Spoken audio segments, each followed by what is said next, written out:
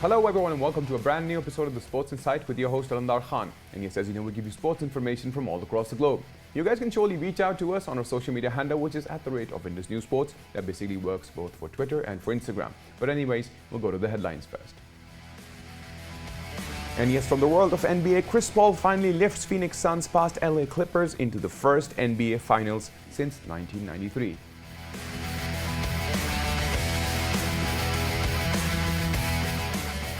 And yes, from the world of football, Belgium to face Italy, while Switzerland will face Spain in Euro 2020 quarterfinals on Friday.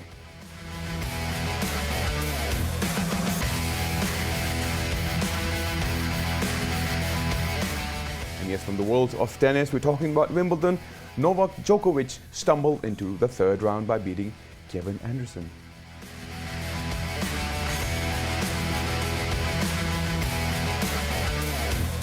And yes, from the world of Tokyo Olympics football squad set to expand to 22 players from 18.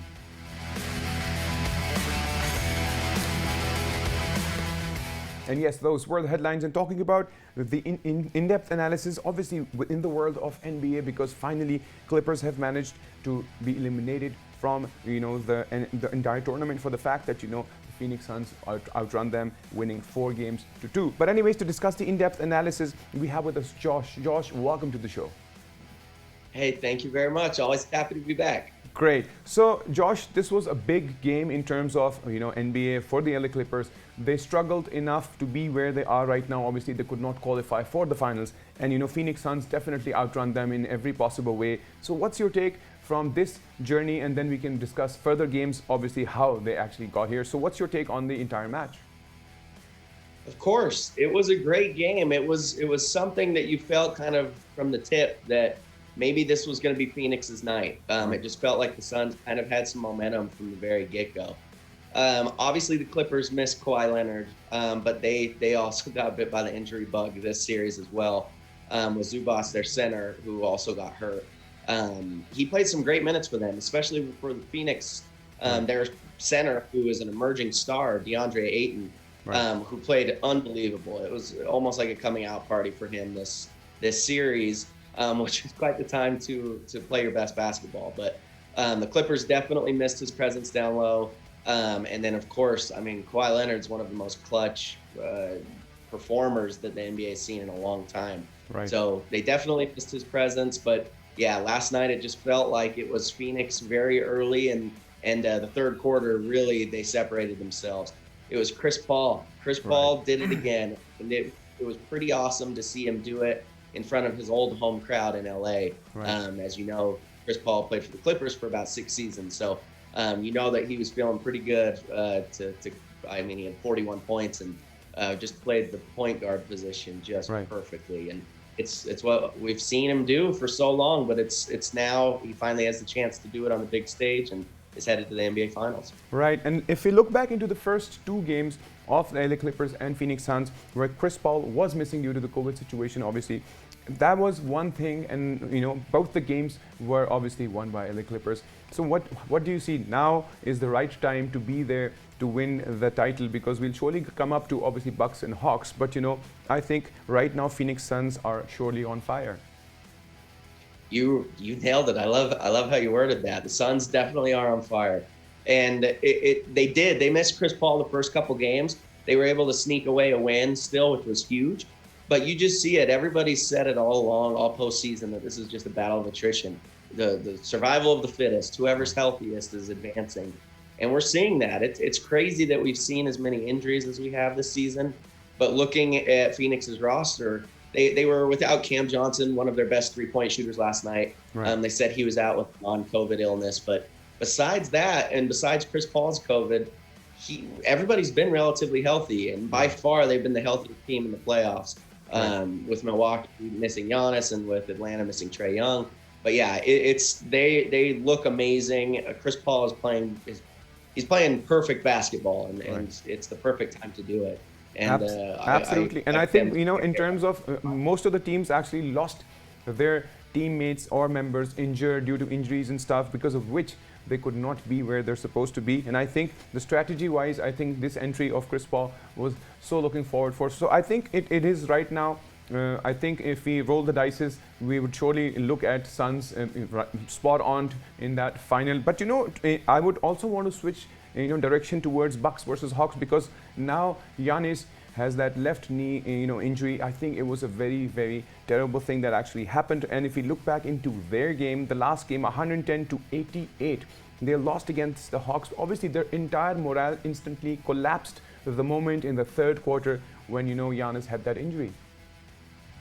Yeah, it was bad. I don't know if you were able to see it, but I saw it once and I said I would not see it again. Yes, I know. Yes, it was very gruesome. It was one of those injuries that you see, and you're exactly right. You watch it once and you're like, "Ooh, I wish I didn't see that." Right. It was really bad, and you're right. All the air and all momentum, anything that the Bucks had going for him, was immediately taken out, right. And rightfully so. Obviously, he's the heart and soul of that team, and to have an injury like that is brutal.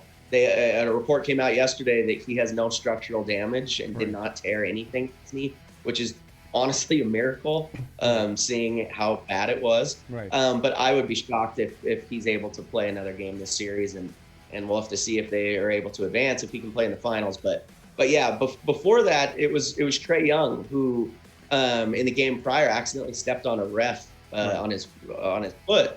And Trae Young was diagnosed with a deep bone bruise in his foot, and he was out for the game. So it was almost, you got the sense that, okay, Milwaukee better show up, because Atlanta's without the star player and their heart and soul of their team. And they didn't show up. And it was Atlanta early and often, and they just dominated the game. And then, like you said, once Giannis had that injury in the third quarter, they had no shot. Yeah, because, to be very honest, after the third quarter, I think the lead wasn't really that huge, not to be, filled up, to be very honest. But how things flew by after that, they were missing three-pointers, they were missing, all sorts of shots from everywhere. And instantly the lead came up to a big collapse. If you look back into game 2, we talk about Bucks versus Hawks, 125-91. That's a big lead. I think at that very moment, I thought that Bucks is definitely going to be there in the finals. But now, losing Giannis, I think it's surely going to be a very tricky situation for them. Yep, I completely agree. In game 2, I thought the exact same thing. When Atlanta and Trae Young went off in game 1, it almost felt kind of like it was awesome to see as a basketball fan. Right. Trae Young just dominated and taunted the whole team, but it felt like almost a fluke a little bit. But that's how it felt last round against Philadelphia. Game 1, it was like, okay, Atlanta played their best, Philadelphia played their worst. That's how this game felt. But then, like you said, once game 2 happened and Milwaukee just steamrolled them, it was like, okay, the Bucks they're gonna advance and they're gonna win this series. But yeah, it is just, without Giannis, it's tough to picture them moving forward.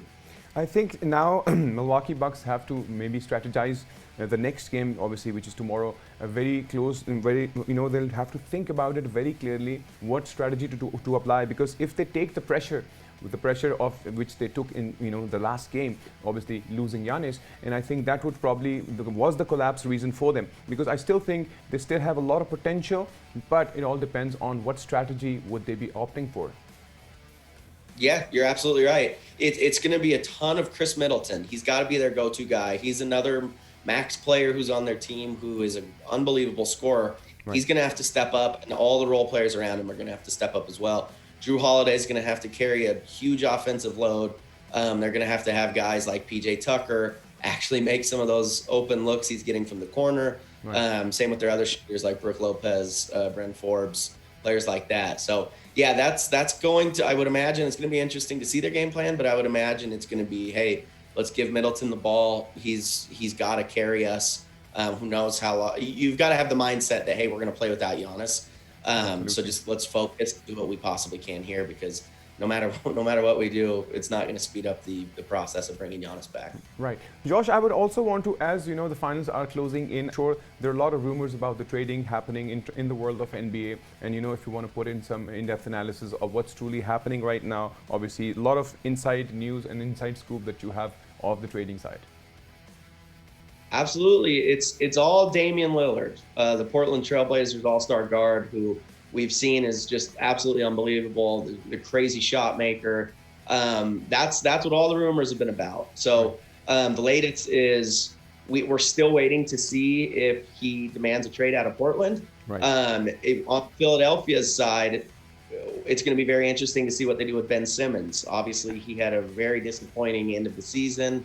That elimination game was just not how you drew it up at all. Right. So there have been talks. There have been talks about, hey, is Philadelphia going to make Ben Simmons available? Is Portland going to make Damian Lillard available? And is that something that either team would like to explore? If you look at it from Philadelphia's side, it's an absolute no-brainer home run. You do whatever you possibly can outside of Joel Embiid to trade for him. To be able to put together the duo of Damian Lillard and Joel Embiid would be unbelievable. It would be arguably the best duo in the entire NBA. So do you see their championship window, if you're Philadelphia, do you see their championship window happening right now? With Embiid's health and injury history, do you say, hey, let's try to capitalize on this right now and go all in? Right. And if you're Portland, hey, do we ship away our superstar? And if we do, who do we get back in return? Could it be 24-year-old all-star defensive player of the year runner-up Ben Simmons? That seems like a pretty deep piece to me. Anyways, Josh, thank you so much for being a part of the show and discussing the in-depth analysis from the world of NBA. Of course. Always happy to chat with you guys. Anyways, that was Josh, and yes, he was the in-depth analysis of what's truly happening. Not to forget that, yes, Milwaukee Bucks have their game lined up, and not to forget that the Suns are already in the NBA Finals. Anyways, guys, we'll take a quick break. Once we get back from the break, there is more from the world of sports. See you guys after the break.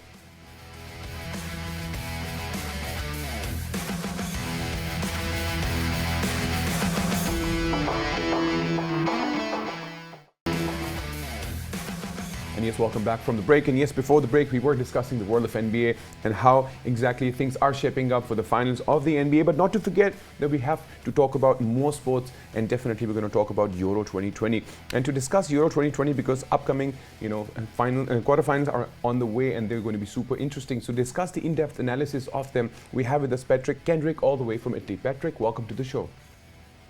Hi, thank you very much. Great to be here. Great. Patrick, obviously, the motivation level in terms of how Italy has progressed to where they are, they're one of the favorites right now. I would want to begin with discussing how Belgium and Italy, because I think this is going to be one of the most interesting matches in terms of the quarterfinals. So what's your take on the situation, and how ready do you think that Italy team is? I think this will certainly be the first really big test of Italy thus far.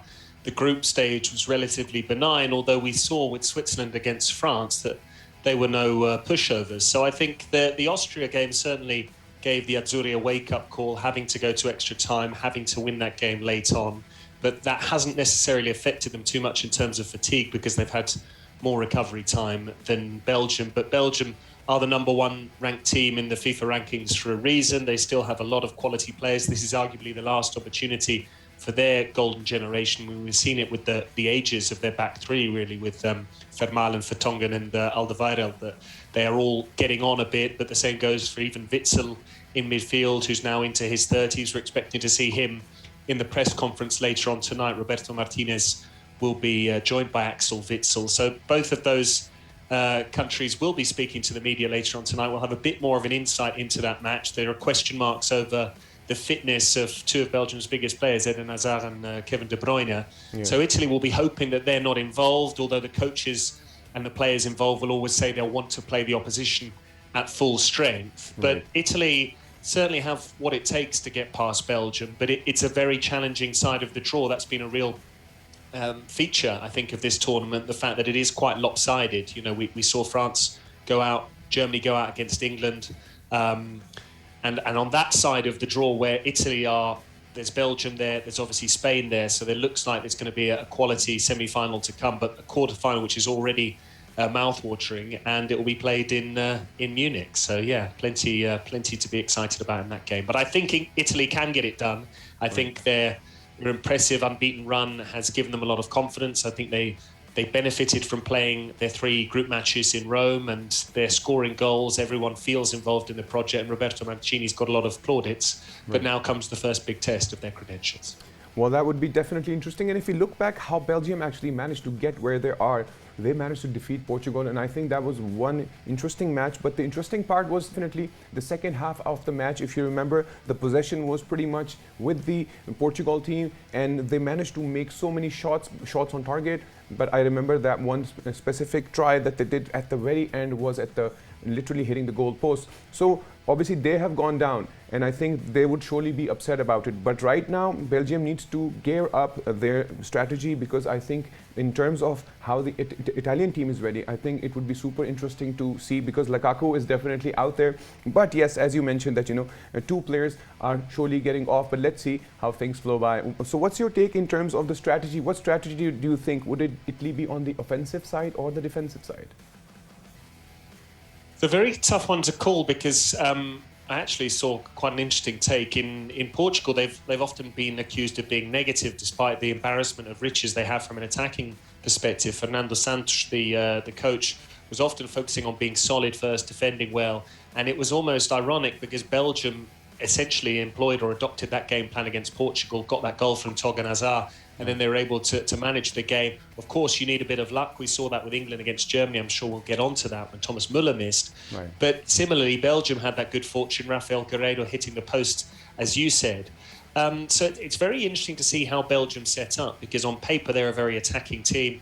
Right. Lukaku, I think, is one of the players that really frightens Italy, because we're so used to seeing him perform well in Serie A. He's been an absolute revelation for the last 2 years for Inter, scoring goals, leading them to the title. So it'll be interesting to see how Italy's back four is able to cope with the threat of Lukaku, because of his power, his strength, his pace, his ability to hold up the ball, and his finishing as well, which has really come on leaps and bounds. So whether it's Acerbi and Bonucci that are trying to marshal him, don't think that Chiellini is going to be fit for this game. There is the option of potentially playing Alessandro Bastoni of Inter for the first time in this tournament. He's a club teammate of Lukaku's.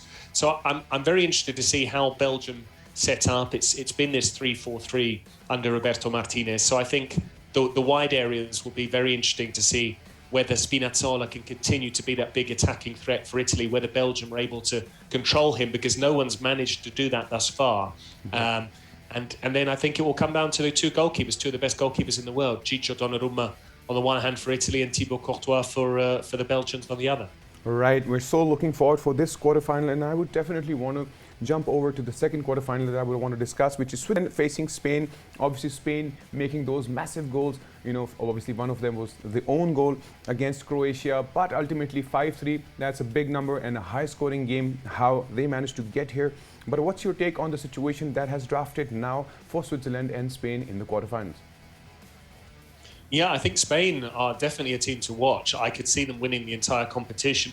The difficult thing at this level is scoring goals, and Spain have absolutely no issues with finding the back of the net. We've seen that in 2 consecutive matches. They've scored 5 goals, right, which is almost unheard of. They very nearly squandered that. They were 3-1 up and then conceded those 2 late goals against Croatia to go to extra time. Right. But it was very interesting to see how they quickly reacted, scoring those goals relatively early on in extra time, won the match by 5-3, and it was almost like they just woke themselves up, shook themselves and said, no, we can't squander a 2-goal cushion. If we go to penalties, Croatia, it's the flip of a coin. Croatia could win this tie, and I think they reacted very well, which was almost the complete opposite to how France reacted, and that's where Switzerland come in, because it was an almost identical situation. Right. France leading by 3-1. Switzerland scored 2 late goals to go to extra time.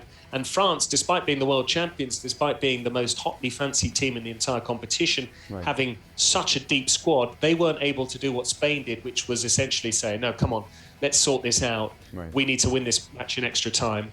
They went to penalties, and we saw exactly what happened. Mbappe missing that penalty, and Jan Sommer with a terrific save. And you have to say that Switzerland deserved it, and they've been really impressive throughout this tournament. Just that one match against Italy where they were really outplayed. They opened up with a draw against Wales, but then they were impressive, beating Turkey in their final group game when they had to. Right. And I think Spain started as big favourites, but equally France started as big favourites against Switzerland, and we saw how that played out. True. Let's hope things shape up well. I would also want to talk about one interesting match, see how England managed to get where they are right now. Obviously, winning against Germany. We have known that the Germans have always been on top of their game. But I think this was the only time at the start of the tournament when Euro 2020 started, you could actually sense that the German teams or their coordination is spot on, not there as it was supposed to be or as it was back then. So what do you think actually went wrong with them? I think Germany missed some opportunities. I mean, that Thomas Müller chance when they were trailing by 1-0 was huge, and I think that was symptomatic of their tournament as a whole. They never really looked entirely convincing. There was just that one big performance against Portugal when Portugal really tactically got it wrong and allowed Germany to really exploit the channels, and Robin Gosens in particular was really dangerous of Atalanta. But I think England started the match as favourites, A, because it was played at Wembley, B, because this is a very promising squad that England have, and C, because Germany do have some quality players, but it's not the same world-class Germany all over the pitch that we've been used to seeing in previous tournaments. So I think ultimately the result bore that out. We saw that England are superior, and they were able to prove that over the course of the 90 minutes. It needed a couple of good saves from Jordan Pickford, one from the Timo Werner shot, another from that effort from Kai Havertz, both players obviously playing in the Premier League for Chelsea. And England do look very solid. The tempo can be slow, it can be a bit turgid. Right. I don't think they're necessarily playing champagne football, but when you're involved in tournaments such as these, if you can keep clean sheets, and England have done that 4 times out of 4, then you have a big chance of winning. And then eventually, once again, for the 3rd time in as many matches, Raheem Sterling got the goal. And then I think a very significant fact was when Harry Kane was able to finally get off the mark, banish all those headlines about him being in bad form on a goal drought. And now England have the very exciting prospect of their only game that they're going to face away from Wembley. They might go out in Rome, but they're up against Ukraine at the Stadio Olimpico, and they have that opportunity now to win that game in Italy, knowing that the semi-finals and the final, if they were to make it there, would once again be at Wembley. It's almost unheard of to play 6 matches out of 7 in the same stadium, let alone for one team in this itinerant tournament. So I think England have that defensive solidity. It will be interesting to see how they react as and when, or if and when, they concede in this tournament. And now they have Harry Kane, who will play with noticeably greater freedom, I think, against Ukraine, having just got that out of the way, scored that goal. And of course, there are lots of threats. We saw the impact of Jack Grealish off the bench and what a huge player he can be. Right. And last but not least, obviously, I would want to have a quick word and a quick take in terms of, obviously, Czech Republic versus Denmark as well, because Denmark has managed to get here after a while, and obviously Czechs are also ready to win. What if this Euro 2020 ends up being an underdog's champion?